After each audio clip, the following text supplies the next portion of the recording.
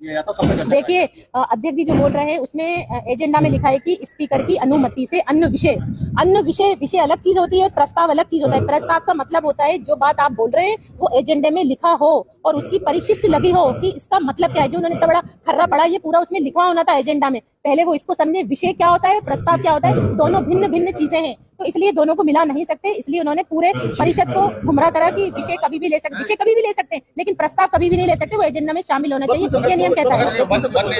संपत्ति का इसका मुद्दा नहीं है, शहर का मुद्दा नहीं है।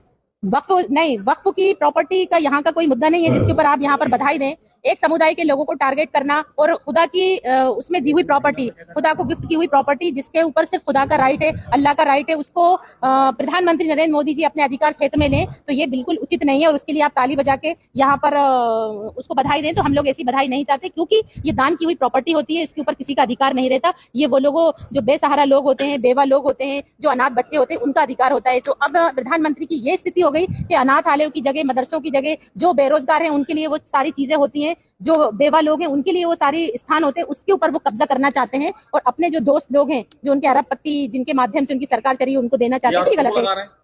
क्यों जो अडवाणी जी का घर है, उनका घर वहीं पर तो है वक्फ की प्रॉपर्टी के ऊपर, जिसके ऊपर सुप्रीम कोर्ट में केस भी चल रहा है। वो पहले वो खाली कराए, इसलिए उनको फायदा पहुंचाने के लिए वक्फ बिल लाया गया है। एक जने को फायदा पहुंचाने के लिए पूरी सारी प्रॉपर्टी जहां जहां खाली, उन्हें मालूम है ना कि अरबों रुपए की, खरबों रुपए की प्रॉपर्टी है जो खाली पड़ी हुई है वक्फ की प्रॉपर्टी, उसको हम कैसे हड़पें, बस ये है, और कोई उद्देश्य नहीं है। यही आरोप है, अरबों रुपए की, खरबों रुपए की प्रॉपर्टी हड़पी जा रही है। कोई नहीं हड़पी जा रही है, ये सिर्फ है ना एक प्रोपागंडा है। अगर हड़पी जा रही है तो सरकार इतने दिन से क्या कर रही थी, उसकी जांच क्यों नहीं कराई सरकार ने क्यों नहीं जांच कराई, क्यों उसका जांच कराते। और जो नियम कानून है, जो उन्होंने अध्यक्ष बैठा है, उसको उसके राइट क्यों छीने जा रहे हैं। और मुस्लिम पर्सनल लॉ के अंदर और वक्फ एक्ट के अंदर कोई भी नॉन मुस्लिम उसका सदस्य नहीं हो सकता, तो वो ये ऐसा क्यों कर रहे हैं, समर्थन कर रहे हैं? नहीं कर रहे। वो तो भाड़े के टट्टू हैं, जिनको ना पैसा देकर लाया गया था और उनको बुर्का पहनाकर वहां पर कार्रवाई ये करवाई गई कि वो मुस्लिम, पूरे लोग मुस्लिम नहीं थे और उनको पैसे देकर उन्हें यही नहीं मालूम होगा, क्योंकि जो उनकी भाषा थी, जो अपना है ना अभिव्यक्ति व्यक्त कर रहे थे, उससे लग ही नहीं रहा था कि इनको वक्फ बिल के बारे में कुछ मालूम है। वो ऐसे लोग थे जो 500 रुपए में लेकर आते बीजेपी की